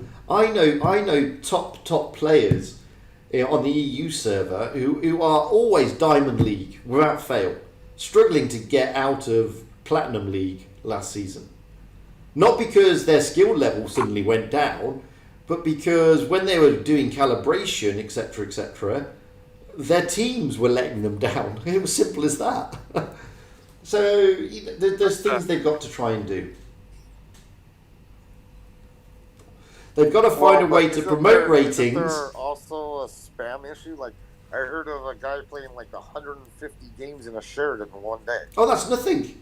That's nothing. I mean, I've seen players who've played almost 1,000 battles in the Sheridan throughout the entire rating season. And yes, there is a spam issue. Even Justice Tender Stack has 1 million experience points on the Sheridan. But you're always going to get that. You're always going to get that. That's not so hard though. Yeah, that's easy. You always team carry with like T9021. Let me tell you the problems of this year's season. Heavy tank buff, especially in tier 8. They're just heavy tanks. Which was a good thing. It's just basically the ratings in tier 8 is, hey, let's have a big pile of one tank on another. Well, yeah, but the thing what they're trying to do, the heavy tank buff, I think is actually a good thing, first and foremost. I think it's a bad thing. No, I think it's a great thing, and I think it was sorely needed. But it does bring in balance issues, and now they've got to balance mediums again, TDs and everything, and I get that. But they can't do it all at once. They'll do it over time. Ducky Dame is right on chat along with Stygian. You can't have all, but we're not talking about win rate here, mate. I'm not. To be honest with you, I don't care about win rate. What I care about is some people do, some people don't. What I care about is I don't mind being in a team of 39% win rate players if they've all got 30,000 battle count, or roughly, because then at least I know they're just bad players. When you're put into a battle with a 60% win rate player after 200 battles, there's a problem, because their knowledge of the game is actually worse than the 39% win rate player with his 30,000 battles, believe it or not. Because I've seen these guys, I wish I had the... Do I have the replays? I'm going to log out of EU and log into Asia, and I'll show you what I mean. Because I've been in... I went into Asia the other day, and it was absolutely atrocious, I'm telling you. It was just awful. Because they were screaming, they were shouting, and they were clueless. But as far as they're concerned, they weren't. They were absolutely brilliant. And you know, you have the messages, but I've got a 60% win rate. Your 60% win rate counts for squat if you have no idea what you're doing in that tank. And that happened a lot. It happened a lot. So, I mean, for example, I am a middle of the road 53. Best I could ever achieve is 55% win rate player. On Asia, I'm a 68% win rate player. I mean, it's not right. That's not my skill level, guys, realistically. I'm an average player at best. So, and this is what I'm saying, it's inflated, over-inflated my win rate. Oh, I haven't got it on here because I play on the iPad. My bad. And that's the problem. It's inflated my win rate. And that's happening a lot. And it adds to that toxicity level. And it's not right. This is all I'm saying. Anyway. So it's not about win rate. It's about battle count and experience. I don't mind rolling into battle with anybody with any win rate. But when the rest of your team have only got 200 battles or whatever, and they go YOLOing in and getting wasted in the first 30 seconds, there's a problem there. I have an idea. Maybe it's like Wargaming is putting random tanks in the shop. When people are buying the tanks and saying this tank isn't worth it. When Wargaming is like, they know it, okay, the tank doesn't worth it. We're not making so much money. So maybe we're gonna put a stronger tank in the shop. Maybe like a T-28 Defender or even the Defenders. Defenders are like for people who can drive slow tanks or whatever like this and can handle good with clips. That's the perfect thing. Well, this is why I did a recent video on. There's reasons why. I mean, I'm not Meadsy, okay, and I'm not people like that, and I do my content based on my experience, effectively. And I recently did a video called "Know Your Role on the Battlefield," and there's a reason I did that. There's a reason I did that video, and the reason was I rolled out, and I'd love to have shown it to you. I rolled out on Oasis Palms on the Asian server in a tier 7 game, tier 6 game when I was grinding, and guess what? 4 tanks that included 1 KV2 and another heavy, and along with 2 TDs, just camped in the bush, and that was it. For the entirety of the game. The entire red team, by the way, did what the red team normally does. They went to the med route. And they wasted me in the other bloody medium. Simple. Because we couldn't get out of there. Because they just came in 2 at a time. You know, two flanks. 3 tanks down the one side, 4 tanks down the other side. Not a single... We had 4 campers. Now they could see that the entire red team was spotted, and guess what they did? They continued to camp. It was 7-0. Now, that's what I mean about experience. That's got nothing to do with win rate. That's all to do with experience, is all I'm saying. And I would rather have a team whereby... I'd rather have an MM where at least the players on my team have got anywhere between 10 to 100 billion battles. That would be great. I don't care about the win rate then. Rather than be put in a team with 65% win rates up to 200 battles, who know jack squat, but then proceed to whinge and moan at everybody. Literally. And that's the annoying part. Fugit. Yes. Hi. Hello, Lotney. Hello. Hello. Do you have any idea about regarding the Win 7 and Win 8 formula? Win 8 is just how you play the tank, isn't it? It's a formula. It's not it's not just one stat. It's no, a long it's not. It's a lot. It's spots and everything, isn't it? It's your spot rate, blah, blah, an blah. improved version from the Win 7. Yes. Because Does Wargaming has anything to do with this? I don't think they don't. Yes. Do they? I didn't think they did. No. I thought for the WN8 and the W7 itself is from Wargaming. It's not. They don't use it. It's not a parameter that they use anywhere. No, it's not. Wargaming don't use it. I've read somewhere that says Win 9 and add the chat parameter. Like if you say some stupid things in the chat, you should lower your win. WN formula. That should be a variable in that formula. That's not a bad idea. Yeah. You have something very good, very like representative of the player's performance, and you're not using it.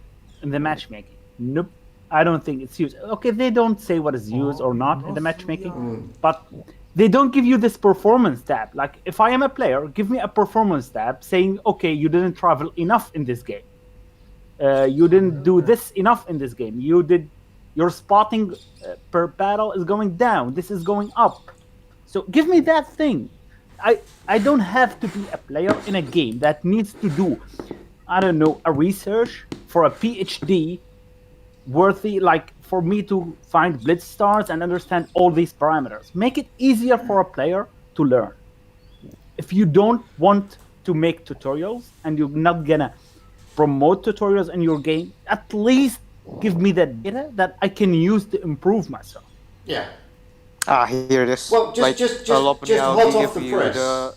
Literally, hot off the press. The count. Hot off the press came out right now.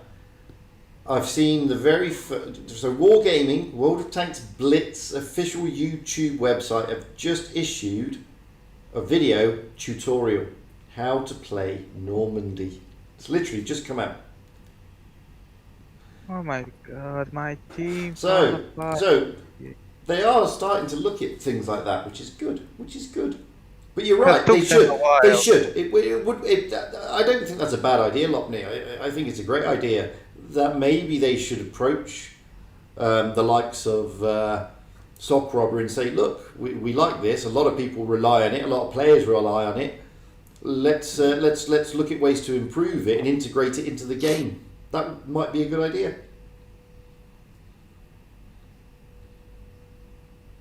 Okay, Lopney, I've sent you the link if you want to read it. Yeah, I know what Win 8 is, and I know what is it. No, it's the formula for WN8, how to count it. I know the formula. I read all the things. I did my research about the game. What I mean is, it's not a wargaming thing. Someone invented by the parameters that you can have from the API. Yeah, Sock Robber came up with the algorithms that it links to the game. In other words, it extracts the data from the game and puts it into Blitz Stars. But the parameters are different. Yeah, the parameters they put in there are not the parameters Wargaming used to calculate stuff. I just remembered something. Wargaming used ratings of WN8. Yeah. I don't know what that shit ratings is. I completely don't know what they're trying to rate. No idea. Okay, someone with us in the chat DM me some questions to ask you because his mic is broken. There's a video from World of Tanks Blitz for official channel about how to play on Normandy. Yes, I've just seen that. It's just popped up. It only got released today. I haven't seen it yet, but I think it's a good idea that Wargaming should do this. Promote it inside the game? Yeah, they should promote it inside the game. This should be one of those things. It inside of the game. This should be in part of your missions tab as an extra mission for, I don't know, 50 gold, Commander, whatever. you have to watch this. Correct. Correct. And if you watch it all the way through, then you get your gold. Yeah. Yeah, they should do something like that. And it should make it an extra mission. That's all. But people will just run it like the ads do, like run it on the background. Okay, if you run it like 3-4 times, people like, meh, I'm gonna watch it. It's not gonna hurt me. They may be interested, you never know. It may actually make somebody interested in learning the bloody game for a change. There's a will, there's a way. Absolutely. But you're overestimating the brain power of some of the players. But you can't legislate for that. That's the thing. You know, everybody, every walk of life, everybody is entitled to play the game, and you can't legislate for everything. And Wargaming can't legislate for everything. All they can do is give us the tools to get better, realistically, for if you're a new player. And those tools are training videos, etc., etc. They do it for World of Tanks PC, and you know, there's a lot of YouTubers. Let's not be harsh about this. There's a lot of YouTubers who do Blitz, And it's not beyond the bounds of probability that Wargaming should say, look, we gave you a press account for a reason, do some bloody tutorials for us. So when is Tier 11 coming out? It won't, I don't think. You said like you can legislate it for everything. Okay, we don't hope for Wargaming to eradicate all the noobs. We just want the chunk of noobs that for nothing of their own, they're bad. Just like because there's no way for them to be better. No. Just build the. I don't. If Correct. there's like a noob insisting on being that level of a player, no problem. But there's a lot of players that they have no idea what's going on in the battlefield. Correct. They get overwhelmed. But That's to be where fair, the lower tiers come. but to be fair, if you remove or don't give the tools for those, I mean, look, let's put it this way: if someone gave me a hammer, a couple of pieces of wood, and a few nails, and said build a chair, I wouldn't have a freaking clue what you're doing. But you gave me a hammer, a load of nails, and some wood. If you then said to me, you take the hammer, you get the nail, and you bang it into the wood, then I've got the basic tool. That's no different to the training video that you get when you start this game. Here's a tank, go forward, turn left, turn right, shoot this, now you're ready to go. I still don't know how to make a bloody chair, but all I know now is that I can bang a nail into a piece of wood. It doesn't make me make a chair. And that's the thing. But if they gave the tools to improve, then they've done their part of the job. They've said, right, we've given the players the tools, the players decided not to use the tools.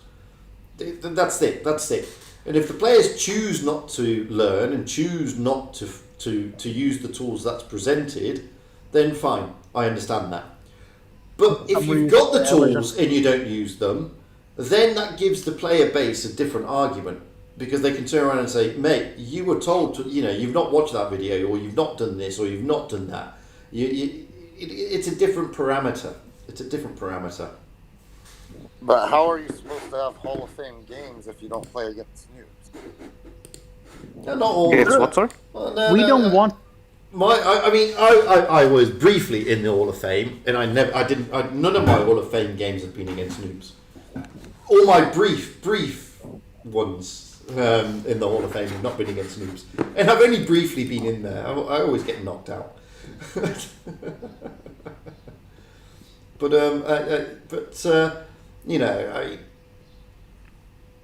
The thing is, I do think that they should, in theory, give more tools, make more tools available, like they do, as I said, in World of Tanks PC. World of Tanks PC have got some great videos on There's playing a the game. campaign mode. You have to make a campaign to get a tier 6 tank. Well, that was the other thing. We were talking about that last week. They should do that. In answer to your question, Sam, yes, I have got it. It's here. Boom.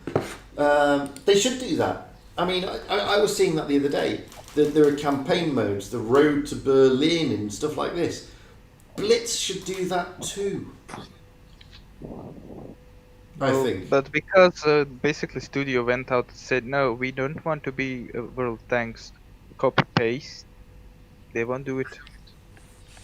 The best example... They don't have to do exactly the same thing, but they can. You mean, I thought the Battle Pass was a good idea, and maybe they should look at doing something like that, but with a campaign. And I think campaigns would be fantastic for the older player base, as in those who have been in the game longer, not as in age. They're older people, as in they've been in the game a long time. I think that would be fantastic. But then you've got to think about rewards, and this is where Wargaming in Blitz really struggle. They struggle on the award side of the game for the veteran players, which is a shame. But it'd be nice. It would be nice if they did campaigns, I think. I think that would be refreshing, to be honest with you. And I think it'd be better than Mad Games. Or realistic. I mean, I don't mind realistic, but it gets boring after a while. I don't mind Mad Games, but it gets boring after a while. I love Gravity, but it got boring after a while. And I like the other one, Uprising, but it gets boring after a while. Whereas a campaign game may be better, may be nice. I'd be interested in that. I think the downfall of the 5 versus 5 is going to be the shortened maps, the shortened area. I think that's going to really hinder the mode. Well, I think they're trying that. It'd be interesting to see how that works. I am looking forward to that 5x5 skirmish. I think that'll be interesting. And I think it's just improper that they try things like this. The community itself organises three versus 3 battles, etc., etc. So why not? I mean, I think it's a good idea, and I'm all for wargaming, experimenting with game modes, etc., etc. I'm all for that. I think it's fantastic that they do that, but I don't think they do enough of it. Realistically, I'd rather they experiment with game modes than bring meaningless, stupid tanks in that are variations on other tanks. Like, how many IS-3 or IS-3 variants can we have in the game? Screw it. I don't need any more IS-3 and IS-3 variants in tier 8. I want a different game mode. No, we want the IS-3A. Yes, the auto-loader. The IS-3B and the IS-3C through Z. Yeah. Yes. I mean, what's the one they're bringing out? I mean, there's T2020. Yeah, that's the next clone. T2020, another IS-3 variant. We don't want more IS-3s, guys. Just like I don't want more Pershings or Pershing variants. I want different game modes. Different game modes would be better than churning out. This is an IS-3, but we're going to call it Defender and give it a buzzy engine and a 3-clip. It's still an IS-3. This is an IS-5. No, it's an IS-3. It's just got different armor and a different gun, but still an IS-3, really. Stop doing it. Wait, really? Realistically, yeah. The IS-5... The running gears look like the IS-6 one. Yeah, it is. It's an IS. It's basically the running gear of an IS-6, but the design of an IS-3. And I thought it was like the IS-6, but they just decided to give it a pike nose at the front. In real life, it was basically Object 70 something. I can't remember what it was called now. Object random numbers. Yeah, it was Object 730 or something, and it was where they were toying. Where they were toying with the IS. What's the name of the tank actually? 704, I think. No, I meant in game. Yeah, it's 5. What? Oh, the T2020. T2020. What? Yeah, they leaked it in the. It's an IS. It's basically like the E75, the Tier 8 E75, but this is a Tier 8 IS3, IS4, IS7, whatever the fuck it is. But it's basically the same thing. So we'll take an E75, we'll turn it into a Tiger 2, but give it the moniker E75, make it look like an E75, put additional armor around it so it looks stronger. But realistically, it's just a Tiger 2, really. People are too stupid to notice. Yes. T2020. T2020, yeah, something like that. So if this 2020 is any indication, this 2020 is gonna be a disaster. It's an IS-3. It's never going to be a disaster. It's going great so far. Yeah. Sarcasm intended. Yeah. It's an IS-3. I mean, how many of you have played Tier 8 quick tournaments recently? They're all IS-3s or variants of. That's all it is. And then you've got the American premiums coming in shortly, and they're just Pershings or variants of. Because yes, we need more Pershings. What do you mean? Absolutely. And and this is what I'm saying. I would rather they stop doing that and gave us different game modes like campaign, etc., etc. Stop with the tanks. Give us new lines. Don't give us new premiums. Give us new lines and give us campaigns. You'll still earn money wargaming. Funnily enough, it's as simple as that. But hey, the mob wants more tanks, basically. That's why they do it. because, like I said, they're not stupid. They've got a business that's been working well for them, and there you go. Oh, right, I think we've killed those subjects. Some good subjects. We're not going to set the world on fire. We're not going to be changing wargaming's philosophy. But the idea behind these is not to just generally bitch and moan about wargaming, but to try and advance ideas. And, you know, some of my subscribers, funnily enough, are actually wargaming staff. So you never know. They may listen. You never know. And that's the idea. And on that, I'm going to knock it on the head. And I'm going to say thank you for those on YouTube for joining. And thank you for those in Discord for joining. Another very nice coffee chat. Thank you very much indeed. So until the next time, guys, I'm not streaming today. I'm streaming tomorrow. By the way, I'm tired. I'm tired of the game. We have a tournament when? For tomorrow. Yeah, but I'll be streaming. Oh yeah, the giveaway. I've done the giveaway. But I'll be streaming tomorrow. Asia first, and then EU. And if I actually get invited to a tour to partake in a quick tour, then I might do. If not, I'll be streaming tour training if I'm invited. It all depends on that spanner or Yeetabix who's in the chat at the moment. Did we miss the giveaway? The giveaway was right at the beginning. So just to run through it again, there were 3 winners, all from the EU, funnily enough, and it was Aaron Baylor, also known as Cool Dude Tanker, who wanted the Panther M10. I have no idea how I pronounce his name. Safedinem, I don't know. Safedima, I don't know. Of the EU, also a Panther M10, and Dork Slayer in the EU wanted the SU-122. So congratulations to those 3. As I said, I'll be sending your stuff away over Shafida. Oh, I don't know. Is it? I don't know. I'm awful at pronunciation at the best of times of people's names, so forgive me. But I'll be sending the details across to Wargaming, and no doubt they will give you the tanks post haste. So with that, as I said, I'm going to say goodbye. Although I shouldn't really, because you're in the middle of watching a replay, and it's Vermilio, and you'll get upset if I cut it off too soon without you seeing how try-hard he is against Beast Mode of 7 CD, who's actually a good player.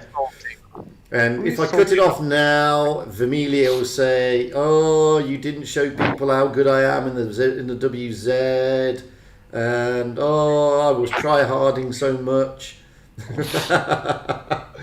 He's gone off the chat now, so I can say this clearly. But look at him try-harding on the Sheridan there. Oh dear. Is he gonna get a Kolobanov? Is he gonna get a Kolobanov? I don't know the other players, but I do know Beast Mode of 7 CD. He's a good player, Beast Mode. Is he gonna beat him in the STB? I mean, the Sheridan, I don't know. I don't know the clan either.